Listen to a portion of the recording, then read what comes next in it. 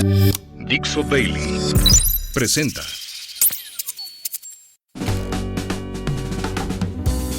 Bienvenidos, esto es Fuera de la Caja.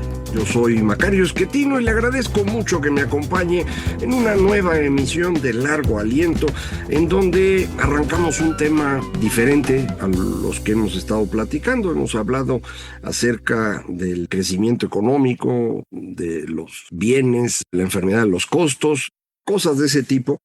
Y yo había prometido platicar con usted acerca de este problema importante que tenemos que se llama estado de bienestar. Es una idea que se fue desarrollando desde fines del siglo XIX, que ha ayudado a vivir mucho mejor a muchas personas, pero que tiene un costo que ya es inmanejable. Entonces se necesita pensar al respecto. Pero se me ocurrió que para llegar a ello es preferible empezar platicando acerca del papel del Estado en la economía. Es un tema pues que hace muchos años se discutía mucho, se nos olvidó, ahora ha ido regresando y aquí hay muchísimas posiciones. Obviamente hay posiciones extremas, hay quienes creen que el Estado debe hacerlo absolutamente todo. Los más famosos entre ellos son los comunistas, en particular cómo funcionó la Unión Soviética, por ejemplo, o Cuba, que fue un fracaso absoluto.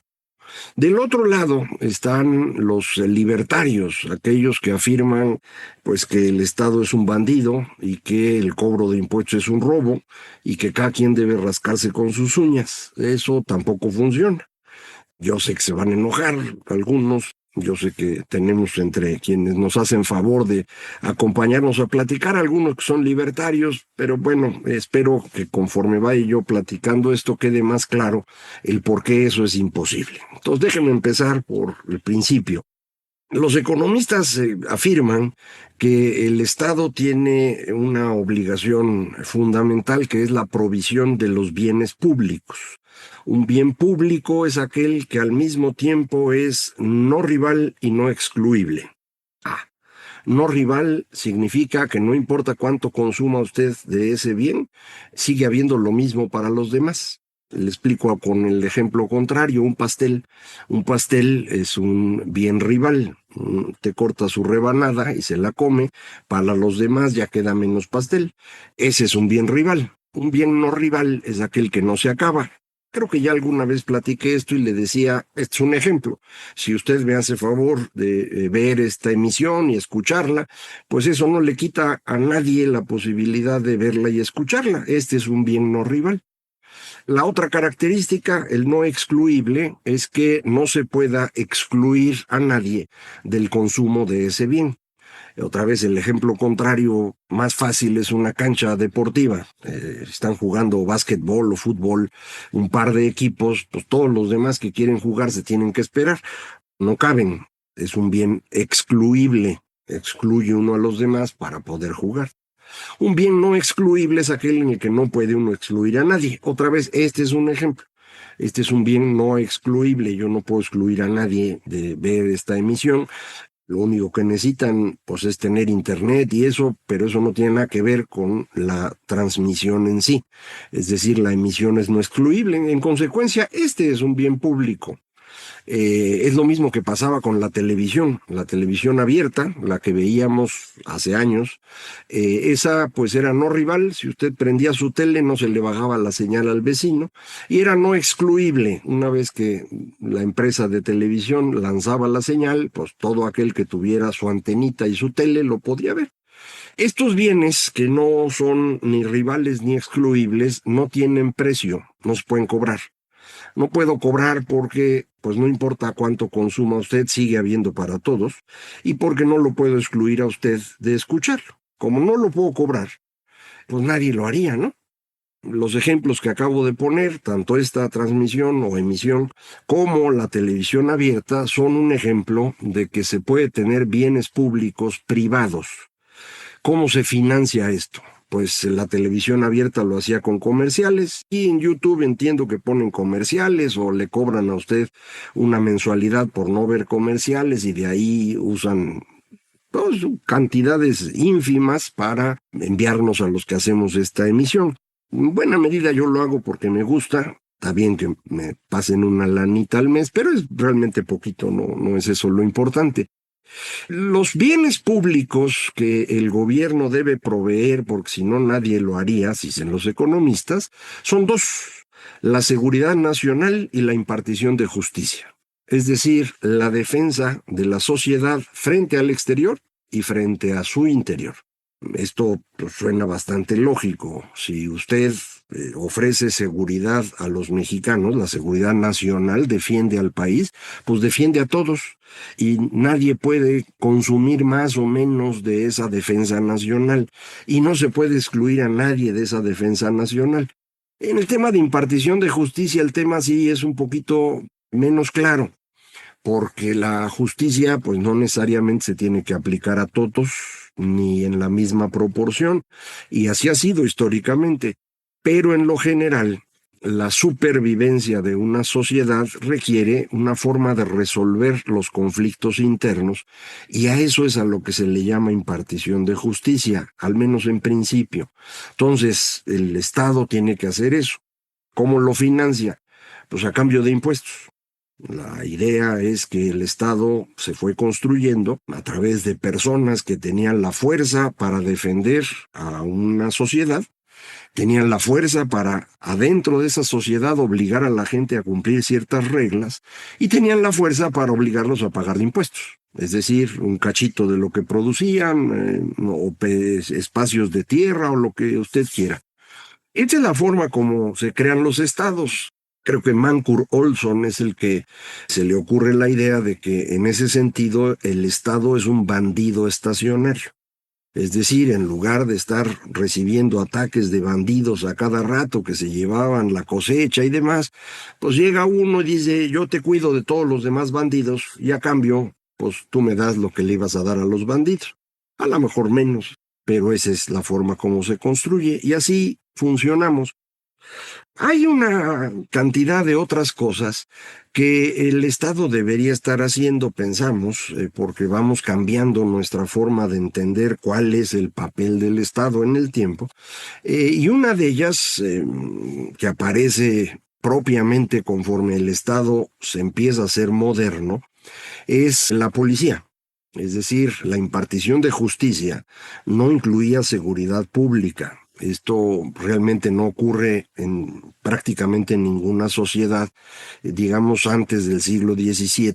Pues hasta esa época tiene usted grupos en algunos lugares que se empiezan a dedicar a evitar que haya disturbios mayores o que haya grandes bandidos. Por ejemplo, los reyes católicos, cuando se está construyendo España en el siglo XV, principios del XVI, crean la Santa Hermandad, que es una especie de policía de caminos que detiene a los criminales más importantes. Algo similar podríamos pensar es lo que hacen los mosqueteros, ¿se acuerda usted de la novela? Es el tipo de primeras fuerzas policiales que empiezan a existir en Europa. Lo mismo ocurre en otras partes del mundo, pero, insisto, es cuando el Estado se hace moderno, es decir, se convierte en un ente impersonal que tiene una estructura burocrática y una capacidad de fuerza, capacidad militar, cuando este Estado empieza a tener esta policía. Esto va desarrollándose en estos siglos. Todavía en el siglo XIX usted no encuentra policías en muchas partes del mundo. Paulatinamente empiezan a funcionar. Muchos de ellos se derivan de los militares, de ahí que les llamáramos gendarmes. Cuando yo era niño todavía les decían gendarmes a los policías. Pero esta es, insisto, una construcción que se va haciendo en el tiempo, conforme las sociedades son más grandes y se requiere mantener cierta estabilidad al interior. Entonces ya esta impartición de justicia empieza a tener una característica más de todos los días, digamos. Los policías que ayudan cuando roban una tienda o cuando asaltan a alguien, etcétera. Digo, yo sé que para el caso del México actual, pues esto ya empieza a parecer medio, fantasioso, ¿no? En este momento, nuestro gobierno no es capaz ni de garantizar la seguridad nacional, ni de impartir justicia, ni de tener seguridad pública, pero estamos hablando en lo general. No se concentre usted en México porque si no ya no salimos. Hay algunas otras cosas que empezamos a agregarle a los gobiernos, casi desde el principio. Por ejemplo, la urbanización. ¿Cómo se construye una ciudad? Estas van a ser cada vez más funciones del monarca y después del Estado. Por ejemplo, en España se decide que debe construirse en red, una distribución reticular, como dice. Por eso tenemos nuestras manzanas con cuadras y etcétera, son cuadraditos todos. Y el centro, pues debe estar la residencia del poder civil y también del poder religioso, y una plaza grande y etcétera. Y así se fueron haciendo las ciudades. Si usted visita Europa, va a encontrar un montón de ciudades, tienen un casco antiguo que viene de tiempos medievales y ahí no va a encontrar esta distribución reticular ni necesariamente la plaza. Si hay una plaza, pues a lo mejor nada más tiene la catedral o iglesia del pueblo o nada más tiene las instalaciones civiles. Entonces era distinto, se va cambiando en el tiempo. Estas ciudades bonitas que llegamos a tener, la mayoría se construyen en el siglo XIX, cuando empieza a haber dinero suficiente, energía suficiente, y además los gobiernos tienen ya una fuerza de tal tamaño que pueden obligar a los gobernantes locales, a los señores que tenían sus propiedades, a desbaratarlas y pues ahí me vas a construir un barrio bonito o una plaza o lo que sea. Aquí en México este proceso incluyó, por ejemplo, la destrucción de un montón de conventos para construir lo que llamamos ahora centro histórico.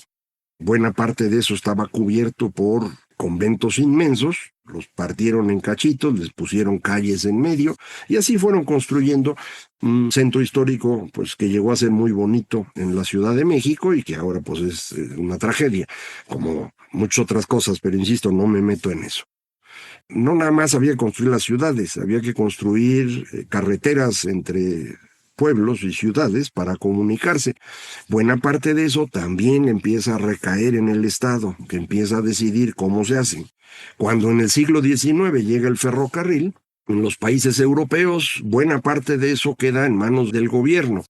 En Estados Unidos, que tiene una forma histórica un poco distinta, el gobierno decide más o menos en dónde va a haber líneas de ferrocarril, pero las construyen privados. Pero otra vez, el gobierno más o menos decide. Al día de hoy, el gobierno en buena parte del mundo decide qué cosas puede haber en una ciudad, qué puede usted hacer con su casa. Es decir, usted compra su casa y dice, es mía, yo aquí lo que voy a hacer es poner una tienda. No, mano, no se puede. Hay uso de suelo. Tú en tu casa puedes tener la vivienda de tu familia nada más. O a lo mejor en donde ustedes viven les permite construir vivienda multifamiliar de máximo 4 pisos. En otros lugares puede tener uso de suelo comercial o de servicios, pero no educativos. Y así, es distinto en cada lugar. A esta regulación de uso de suelo se le achaca en buena medida la dificultad para construir vivienda nueva que sufren todos los países del mundo hoy y que ha hecho muy cara la vivienda, en particular en las zonas bonitas, que ahora todo el mundo se queja, que la gentrificación y que estas generaciones no pueden tener casas como las que tuvieron sus abuelos. Pues sí, mano, pero cuando tu abuelo compró su casa, lo hizo en un pueblito, pues que estaba alejado de todo y no valía nada. Ahora ese lugar, pues ya tiene sus calles y sus antros y demás, ya todo el mundo quiere vivir ahí, por eso vale más. Pero bueno, es una discusión, a lo mejor un día profundizamos en ella. Pero es una actividad, insisto, que empieza a tocarle al gobierno. Lo mismo ocurre con las comunicaciones, en donde en ocasiones esto está en manos del gobierno y en otras ocasiones el gobierno regula y los privados llevan a cabo el trabajo. Por ejemplo, en Europa durante mucho tiempo la televisión fue del Estado. Era una sola cadena de televisión del Estado, no había televisión privada. Esto empezó a cambiar hace poco, 30, 40 años, en distintos lugares. En Inglaterra creo que todavía siguen cobrando un impuesto por tener televisión. Ya ve, de donde se pueda van sacando dinero los gobiernos. Aquí en México y en Estados Unidos, las cadenas de televisión fueron esencialmente privadas. En Estados Unidos había una pequeña cadena de televisión pública. Nosotros llegamos a tener una televisión pública durante mucho tiempo. Eso se vendió, es lo que hoy es TV Azteca.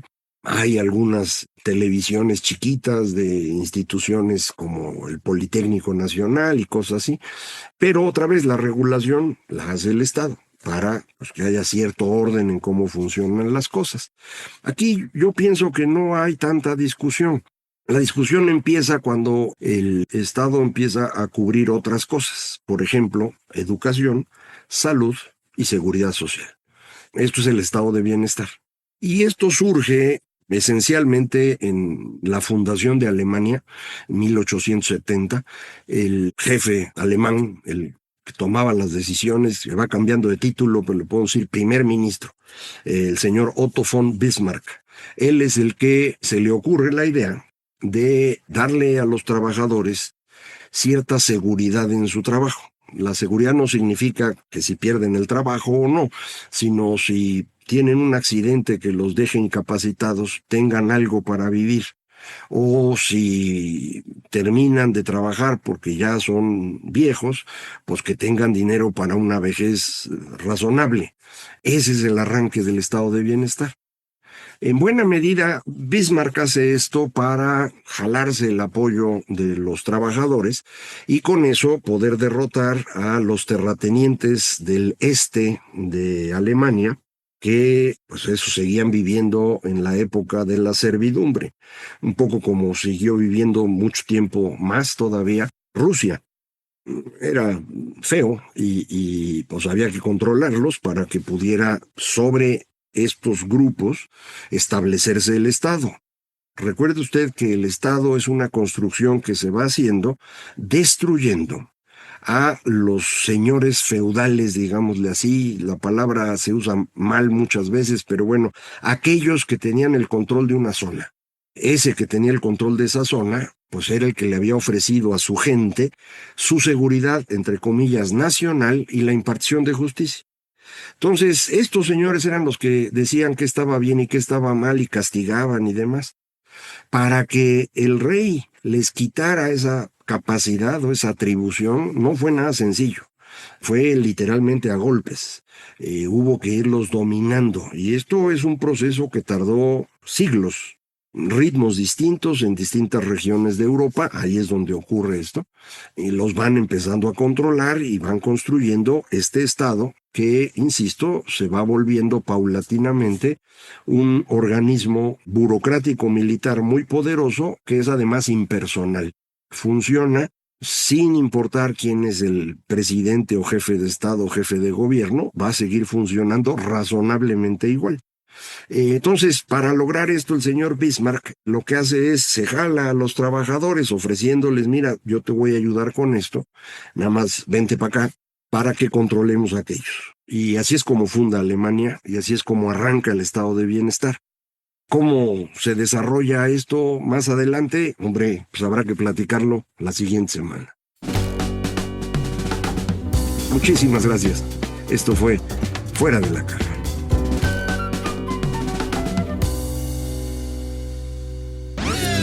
Una producción de Dixo.